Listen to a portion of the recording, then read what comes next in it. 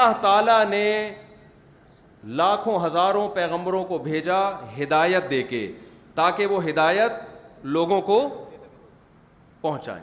اس میں انہوں نے بتایا کہ تمہارا رب ایک ہے, تم خود سے نہیں بنے, تمہیں کسی نے پیدا کیا. سائنسدانوں سے یہ مسئلہ بھی حل نہیں ہو کے دے رہا. آدھے کہہ رہے ہیں خود کائنات وجود میں آئی, آدھے کہہ رہے ہیں کسی نے بنایا. جو کہہ رہے ہیں کسی نے بنایا ہے وہ کہہ رہے ہیں اللہ نہیں ہے, پتہ نہیں کسی نے بنا دیا, ہمیں نہیں پتہ کون ہے. ہم کہہ رہے ہیں جو ایسا گونگا بہرا خدا جو بولتا ہی نہیں ہے, نہ بدنوں سے بات کرتا ہے, ایسے ہی خدا پہ ہم ایمان نہیں لے کر آتے. ہم ایسے خدا پر ایمان لاتے ہیں جس نے پیغمبروں کو بھیجا اور اپنا تعارف اس نے کروایا تو وہ اللہ ہی ہے, اللہ کے علاوہ کوئی اور نہیں, اس نے اپنا نام اللہ بتایا ہے. تو یہ بحثیں چل رہی ہیں. پیغمبروں نے ہمیں ہدایت دی, پیغمبروں نے بتایا کہ کوئی خدا ہے جس نے پیدا کیا ہے اور وہ پیدا کر کے بھول نہیں گیا. وہ اچھے کاموں سے خوش ہوتا ہے, برے کاموں سے ناراض ہوتا ہے.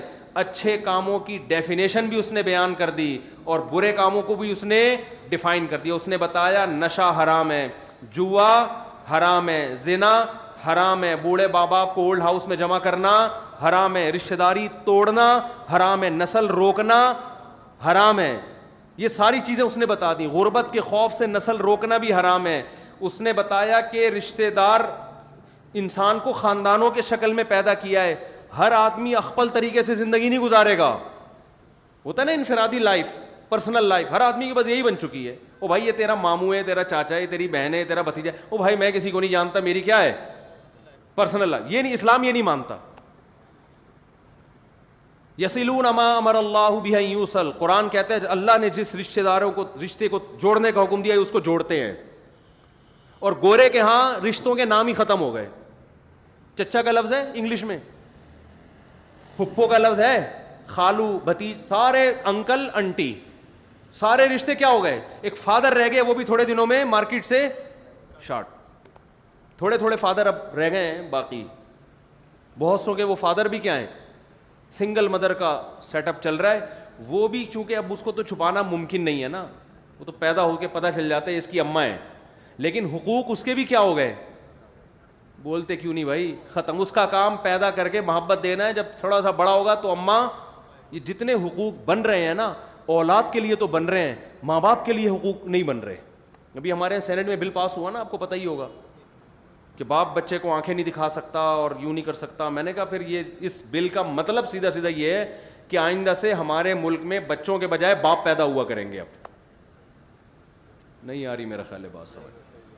یعنی باپ کا کام گیس بجلی کے بل دینا بھی, بچوں کی اسکول کی فیسیں دینا بھی ہے, بچے کو گھر پرووائڈ کرنا بھی ہے, اور بچے کی اماں کا بھی خرچہ بچے کی وجہ سے بہت سے لوگ اٹھا رہے ہوتے ہیں. ٹھیک ہے نا, کہ یار چلو جیسی تیسی ہے, بچوں کی کیا ہے, ماں ہے. لیکن بچے کو آپ کسی چیز پہ مجبور نہیں کر سکتے, آنکھیں نہیں دکھا سکتے. تو اس کا مطلب بچوں کے بجائے اب کیا پیدا ہوا کرے گا, باپ پیدا ہوں گے. وہی حدیث ہے ان تلد الامۃ ربتہا, قیامت کی علامت ہے باندھی اپنے آقا کو جنے گی. یعنی الٹا کام ہو جائے گا, پیدا ہونے والا باپ ہوگا اور پیدا کرنے والا وہ اولاد ہوگا. اور یہ نظر آ رہا ہے ہمیں, بہت سے لوگ باہر سے آتے ہیں, یورپ میں, امریکہ میں, سب کی بات نہیں کر رہا, وہ ایسے بیٹھ کے اپنے بچوں کے سامنے پست آواز سے بات کر رہے ہوتے ہیں, ڈر رہے ہوتے ہیں کہ ہماری آواز اونچی ہوئی تو ہمارے بیٹے کو غصہ آ جائے گا. جو اسٹائل بیٹے کا باپ کے سامنے ہونا چاہیے وہ اسٹائل باپ کا کس کے سامنے ہے, بیٹے کے سامنے. یہ میں دیکھ رہا ہوں اپنی آنکھوں سے. آج ایک کسی نے بڑی شاندار بات کی ہے کہ جس بوڑھے باپ کو اپنی جوان اولاد کو ڈانٹتے ہوئے ڈر لگے نا کہ آگے سے کہیں جواب نہ ملے, اس کا مطلب وہ بیٹا نالائق ہے. جس بوڑھی ماں کو یہ ڈر ہو کہ میں نے اپنی بیٹی کو ڈانٹا تو آگے سے مجھے جواب بھی مل سکتا ہے, اس کا مطلب وہ بچی کیا ہے, وہ نالائق ہے, ناشکری ہے وہ. باپ کو شریعت نے یہ رائٹ دیا ہے کہ جب چاہے بچے کو ڈانٹ سکتا ہے, اس کو یہ خطرہ نہ ہو کہ آگے سے مجھے جواب ملے گا. تو خیر, لیکن آپ اگر عقل سے فیصلہ کروائیں تو عقل سے آپ دیکھو کیا ہوتا ہے. سینٹ میں بل پاس ہو رہے ہیں اور پتہ نہیں کیا کیا چیزیں بنتی چلی آ رہی ہیں. تو قرآن بڑی خاندانی بات کرتا ہے. قرآن کیا کہتا ہے, ہدایت صرف کس کے پاس ہے, صحیح گائیڈ تمہیں صرف کون کرے گا, پیغمبر. یعنی اللہ کرے گا, کس کے ذریعے, پیغمبروں کے ذریعے. تو محمد صلی اللہ علیہ وسلم سے پہلے بھی اللہ نے پیغمبر بھیجے بہت سارے, جو آئے ہدایت کو لے کے, جنہوں نے بتایا یہ غلط ہے. دیکھو یہ فضائل آپ کو صرف پیغمبر بتائیں گے کہ ایک دفعہ ایک شخص اپنی بوڑھی ماں اور بوڑھے باپ کے سرہانے ساری رات دودھ کا پیالہ لے کے کھڑا رہا, اس پہ اللہ نے اسے بہت بڑی مصیبت سے نکال دیا. یہ فضائل آپ کو میڈیکل سائنس کی کتابیں نہیں بتائیں گی, یہ آپ کو فزکس اور کیمسٹری, یہ باتیں آپ کو سائنٹسٹ نہیں بتائیں گے. اس میں بھی انسان کو گائیڈ, یہ اس کا تعلق تہذیب سے ہے, تہذیب سے, روحانی زندگی سے ہے. سب سے پہلے تو والدین ہیں نا جن کا شکر ادا کرنا ہے. تو حدیث میں آتا ہے ایک شخص ساری رات باپ کے اور ماں کے سرہانے دودھ لے کے کھڑا رہا ہے, اٹھا بھی نہیں رہا کہ ان کی نیند خراب نہ ہو, اور بیٹھ بھی نہیں رہا کہ ایسا نہ ہو آنکھ کھولے اور یہ دودھ مانگے اور میں یہاں موجود نہ ہوں. تو اللہ کو اتنا عمل پسند آیا, اللہ نے اسے ایک بہت بڑی مصیبت سے نکالا. ان تمام چیزوں میں آپ کو گائیڈنس اللہ کے علاوہ کسی اور سے نہیں ملے گی, اور اللہ خود لوگوں سے کلام نہیں کرتا, اللہ اپنے نمائندے بھیجتا ہے. تو اللہ نے آدم علیہ السلام کو بھیجا, پھر شرک دنیا میں پھیلا, پھر اللہ نے نوح علیہ السلام کو بھیجا, 950 سال سمجھاتے رہے, 40 لوگوں سے زیادہ لوگ ایمان نہیں لائے. اللہ نے بالآخر 1000 سال کے بعد پوری قوم کو تباہ کر دیا. پھر پیغمبروں کے قوم عاد آئی, قوم سمود, اور یہ سلسلہ چلتے چلتے کبھی پیغمبر غالب آتے, کبھی لوگ غالب آتے. اور اللہ نے پھر بنی اسرائیل کے آخری پیغمبر حضرت عیسیٰ علیہ السلام کو بھیجا. اتنے معجزے دیے کہ عقل مندوں کے لیے کافی. مردوں کو زندہ کر رہے ہیں, ماں کی گود میں ہم کلام ہو رہے ہیں لوگوں سے, اور کوڑ کے مریضوں کو شفا مل رہی ہے. اتنے معجزے, کہا جاتا ہے کہ جتنے معجزے حضرت عیسیٰ ابن مریم کو ملے شاید کسی پیغمبر کو نہیں ملے. لیکن اللہ نے حضرت عیسیٰ کی زندگی میں اس وقت یہ وعدہ نہیں کیا کہ اللہ نے عیسیٰ ابن مریم کو بھیجا تاکہ عیسیٰ کے دین کو اللہ سارے دینوں پہ غالب کر دے. موسیٰ سے اللہ نے یہ وعدہ نہیں کیا کہ اللہ نے موسیٰ کلیم اللہ کو فرعون کے خلاف اس لیے بھیجا تاکہ موسیٰ کلیم اللہ کے دین کو ساری دنیا میں اللہ غالب کر دے. یہی وجہ ہے کہ حضرت موسیٰ علیہ السلام کا دین ایک وقت تک چلا, پھر یہودیوں نے سازشیں کی اور حضرت موسیٰ کے دین کو ختم کرنے کی کوشش کی. اور آج یہودیت جس شکل میں ہے, تحریف شدہ شکل میں, بہت تھوڑے سے علاقے میں, دنیا میں مذہبی اعتبار سے ان کا اثر رسوخ نہیں ہے, سائنس اور ٹیکنالوجی کے اعتبار سے, تجارت کے اعتبار سے تو بہت زیادہ اثر ہے, مذہبی اعتبار سے لوگ ان کو فالو نہیں کرتے. کبھی نہیں دیکھا ہوگا یہود کے علماء کی تقریریں, اس کے آپ نے ویورشپ دیکھی ہو جناب 1 ملین, کبھی دیکھی آپ نے؟ کبھی آپ نے عیسائی پادری کی کوئی تقریر دیکھی؟ عیسائی پادری نے آج جناب عیسائیت پر ایک شاندار بیان کیا اور 2 گھنٹے کا بیان 10,000 لوگوں نے سنا. کبھی سنا آپ نے؟ کہیں بھی نہیں. تو عیسائیت بھی ختم اور یہودیت بھی ختم, حالانکہ برحق مذہب تھے. قرآن کہہ رہے میں نے محمد صلی اللہ علیہ وسلم کو بھیجا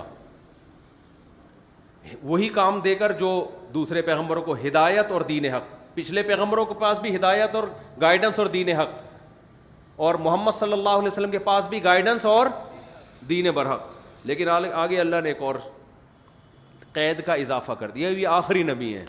اب ایسا نہیں ہوگا کہ ایسا کمزور دین ہو کہ تھوڑے دن چلے اس کے بعد یار بولنے پر پابندی ہے, کیا ہو گیا؟ اتنا کمزور دین نہیں ہے کہ تھوڑے دن چلے اس کے بعد ختم. لوگ کہیں ہاں یار اسلام بھی ہوا کرتا تھا, ونس اپون اے ٹائم بڑا ایک مسلمانوں کی شان و شوکت ہوا کرتی تھی اور بڑی تعلیمات تھیں. آج کل تو 2-4 چیزیں رہ گئی ہیں. وہ سنیں عید بقرعید پہ 2-4 بکرے کاٹ دیتے ہیں, اور عید وید میں جیسے وہ عیسائی 25 دسمبر کو, تو ہمارا بھی تھوڑا عید پہ تھوڑا سا ہلا گلا ہو جاتا ہے. باقی تو قانون تو عدالت ہی بتائے گی, زندگی گزارنے کے قوانین کیا ہیں وہ تو آپ کو لائر بتائے گا. کیا خیال ہے؟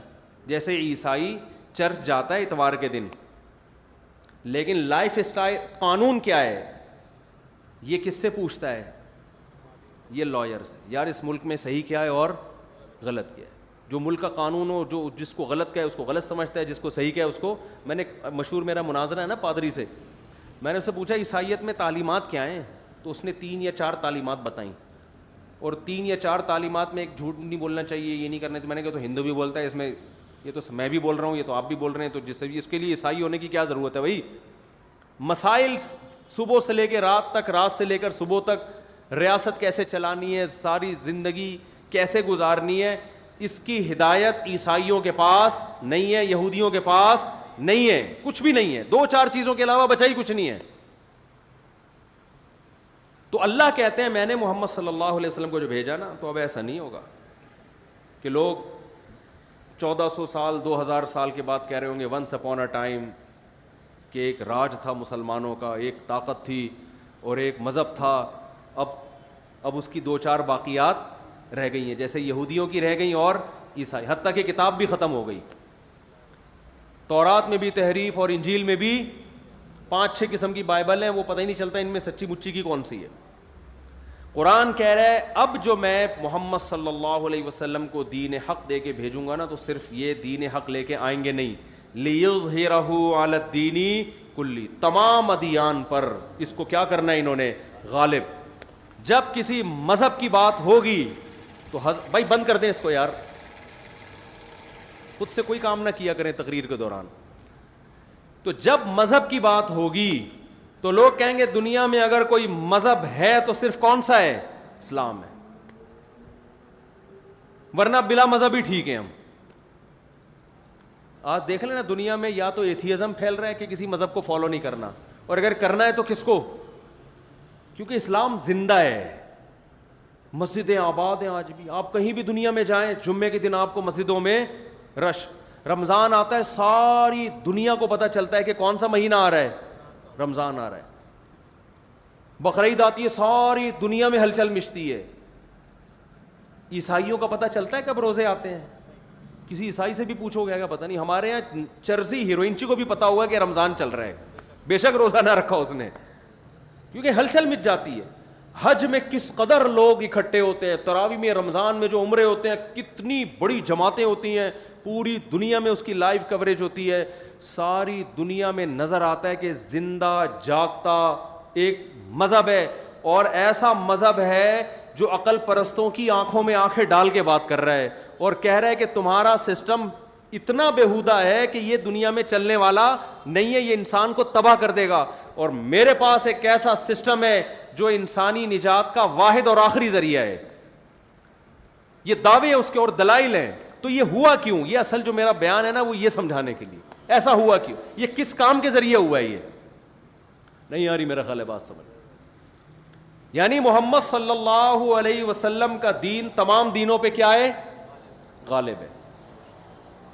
اگر آپ یہ کہو، اور یہ قیامت تک رہے گا، اگر آپ یہ کہو یہ دلائل کی وجہ سے غالب ہے،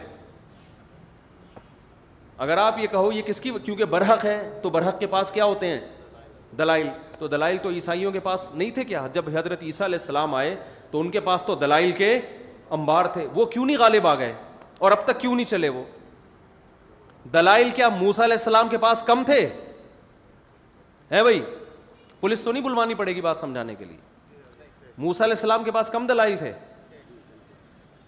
فرعون کو غرق ہوتے ہوئے دکھا دیا، لیکن بنی اسرائیل زیادہ عرصہ